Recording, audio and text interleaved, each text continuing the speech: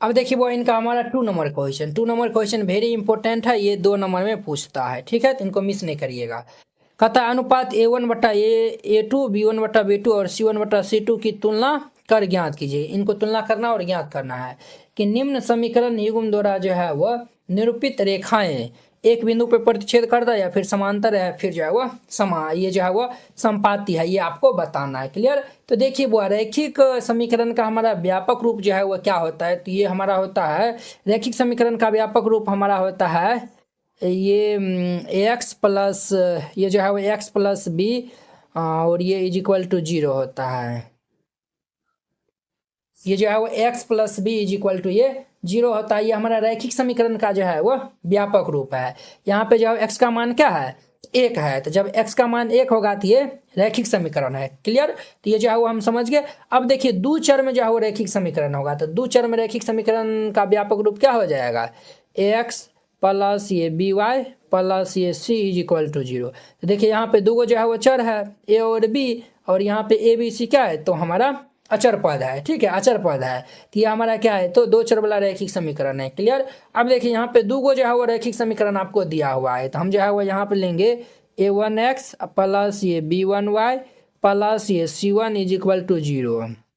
दूसरा लेते हैं A2x प्लस ये B2y प्लस ये जो है वो हमारा C1 और ये C2 इज इक्वल टू 0। अब देखिए यहाँ पे जो है वो फर्स्ट कंडीशन याद रखिएगा। फर्स्ट में जो है वो क्या याद रखिएगा, जब A1 बाई ये A2 अगर ये बराबर नहीं होगा किनके, तो B1 बटा ये B2, ये पहला समीकरण का जो है वो A1 है, मतलब x का कोफिशिएंट है, और दूसरा समीकरण का A2 अर्थात ये x का कोफिशिएंट है, और ये y का ये जो है वो y का गुणांक, और ये भी जो है वो दूसरा समीकरण का y का, ये पहला समीकरण और दूसरा समीकरण दोनों जो है वो बट्टा करिएगा। अगर ये दोनों जो है वो बराबर नहीं होता है तब जाके हम जो है वो कहेंगे कि वो रेखा जो है वो क्या करेगा, तो प्रतिच्छेद करेगा, प्रतिच्छेद करेगा। क्लियर। दूसरा हम याद रखिएगा, जब A1 बाई ये A2 बराबर B1 बट्टा में ये B2 बराबर C1 बट्टा में C2, जब ये रहेगा तो रेखा हमारा क्या होगा, तो संपाती होगा। क्या होगा, संपाती होगा। तीसरा हम याद रखिएगा, तीसरा में जो है वो A1 बट्टा में ये A2 बराबर होगा B1 बट्टा में B2, और ये जो है वो भाई साहब C1 बट्टा C2 के बराबर नहीं होगा, तब उस केस में रेखा जो है वह क्या होगा, तो समांतर होगा। ये जो है वो आप याद रखिएगा। क्लियर। ये अगर आप याद रखते हैं तो सारे क्वेश्चन जो है वो एकदम बन जाएगा। NCERT class 10th hand retain colourful note अगर आप चाहते हैं साफ सुंदर और समझने में भी आसान नोट बनाने में, सिर्फ आपको 49 रुपया में जो है वो पूरा एनसीईआरटी की जो है वो तैयारी करवाया जाएगा। ठीक है, बोर्ड परीक्षा में अच्छे अंक लाने का शानदार मौका है। अगर आप ये जो है वो नोट को जो है वो लेकर और अच्छे जो है वो प्रैक्टिस कर लेते हैं तो आप बोर्ड एग्जाम में अच्छे से अच्छे नंबर जो है वो लाएंगे। तो आपको जो है हम दिखाते हैं कि किस टाइप का जो है वो हैंड रिटेन नोट है।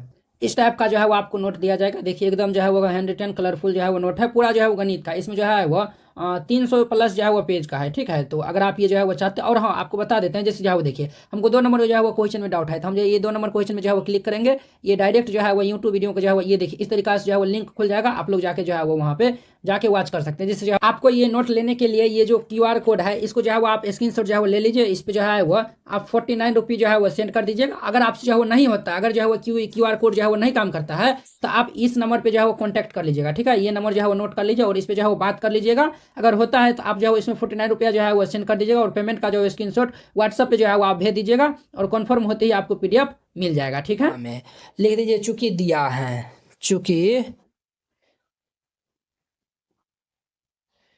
दिया है, क्या दिया हुआ है, हमारा दिया हुआ है 5x माइनस ये 4y प्लस ये 8 इज इक्वल टू 0 दिया हुआ है, और ये हमारा समीकरण 7x प्लस ये 6y minus 9 is equal to ये 0 दिया हुआ है। तो हम यहाँ पे जो है वो देखिए A1 B1 C1 इससे जो है हम कंपेयर करके आसानी जो है वो निकाल सकते हैं। तो यहाँ पे जो है वो लिख देंगे चूंकि A1 बराबर 5 B1 बराबर -4 और तथा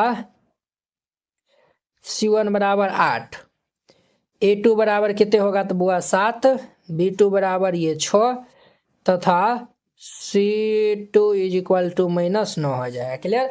अब यहाँ पे लिख दीजिएगा तुलना करने पर, तुलना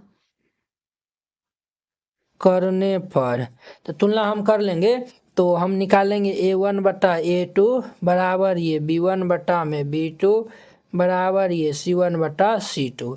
A1 बाई A2 कितना है, तो ये हमारा कितना हो जाएगा 5 बटा में ये 7 हो जाएगा, ये 5 बटा 7 बराबर ये -4 बटा 6 बराबर ये 8 बटा में -9 हो जाएगा। तो देखिए ये जो है वो बराबर है,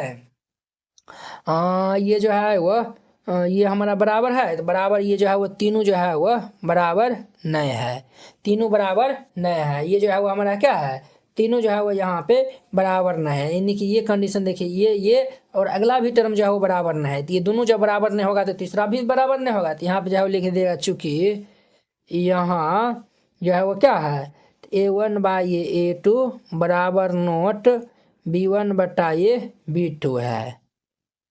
ये जो है वो हमारा कंडीशन यहाँ पे फॉलो किया है, तो हम जो है वो लिख देंगे अतः समीकरण युग्म एक बिंदु पर प्रतिच्छेद क्या करेगा, तो एक बिंदु पे प्रतिच्छेद करती है या फिर करेगा। यहाँ पे लिख दीजिएगा अतः समीकरण युग्म एक बिंदु पर प्रतिच्छेद ले लीजिए करती हैं, और ये इनका आंसर हो जाएगा। तो वेरी सिंपल है, इस तरीका से बनाइएगा ये बन जाएगा।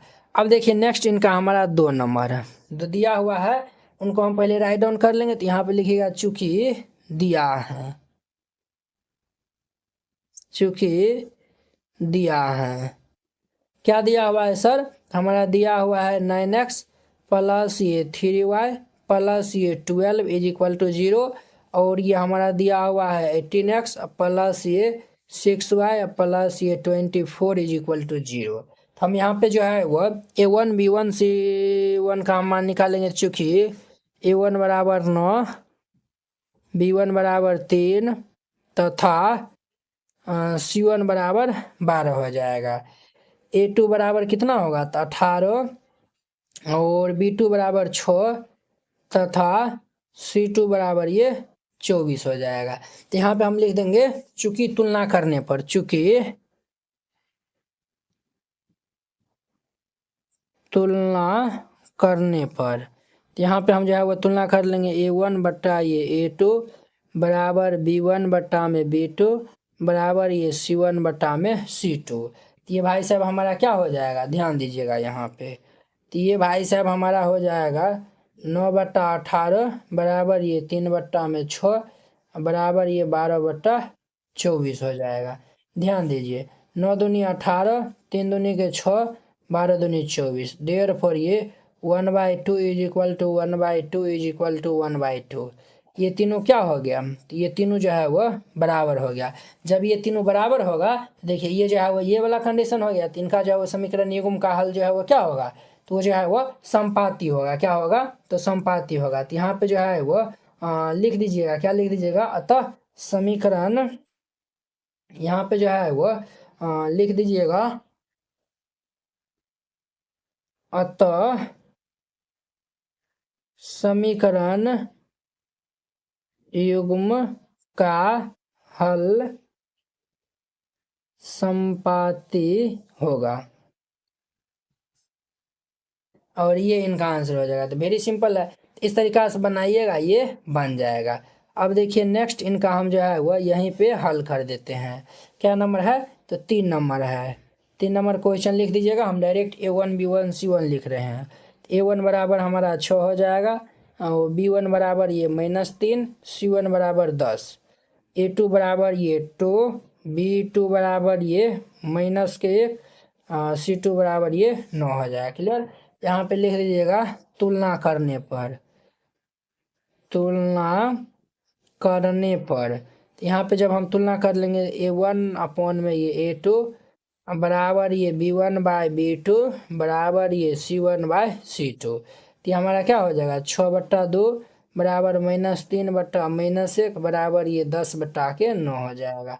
ध्यान दीजिए ये भाई साहब कैंसिल, 2 तिया के 6 और ये देखिए ये दोनों जो है वो बराबर हो गया और ये बराबर नहीं हुआ है, चूँकि यहाँ पर जो है वो A1 बाई A2 है बराबर ये B1 बटा ये B2 बराबर नॉट C1 बटा C2 है।